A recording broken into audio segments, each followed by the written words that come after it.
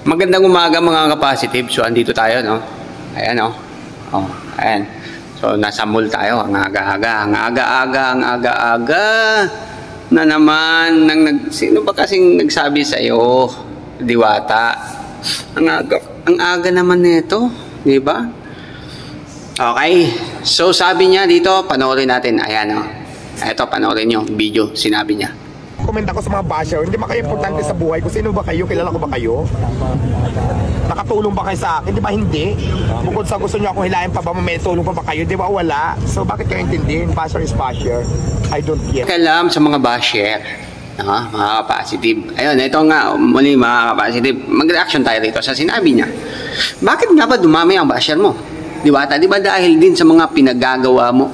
At saka, hindi naman talaga total yan mga yan, basher mo. Dahil lang sa ginawa mo o sa mga pinagagawa mo mga nung nakarang unang araw, Diwata. Di ba, parang wala kang pakialam eh. Isipin mo, may mga taga Iloilo, mga magpa-picture lang, tapos ganun ang gagawin mo, ganun ang itinanim mo. So magiging basher ba sila? Ngayon, itinatama ka ng mga taong nakakita doon sa mali mo, ay sabihin mo kaagad basher yun. Ikaw ang may mali rito, Diwata. May bala ka palang magtumakbo o maglingking bayan, no? May bala ka palang ipagtanggol ang mga vendors, no? Dapat nagtanim ka muna, no? Ng kabutihan.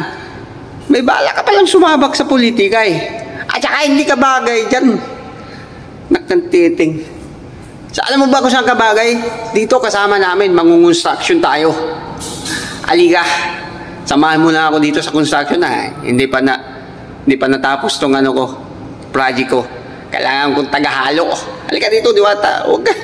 Hindi ka bagay dyan. Ha? Nakita mo yung mga ginto mo sa katawan? Ha? Akala mo, nakakabagay sa'yo yan? Buti pa yung bulldog, bagay sa kanya yan eh. Sa'yo, hindi. Ay, wala kaming pakialam sa'yo. Oo, wala kaming pakialam sa'yo. Pero, sa tingin mo, mananalo ka dahil sa ginawa mo? Sa mga sinasabi mong narangan, no? Yung mga pinapakita mong attitude? No, yun nga, hindi ka pa nga nakaupo nun, ganun attitude mo, di ba? Kasi, sa vendor party list naman, naku naman, hindi porket sikat si Diwata, kinuha na ninyo. Di ba? Nagiging walang utak tuloy ang ng vendor party list, di ba? Sa tingin nyo si Diwata makatulong yan?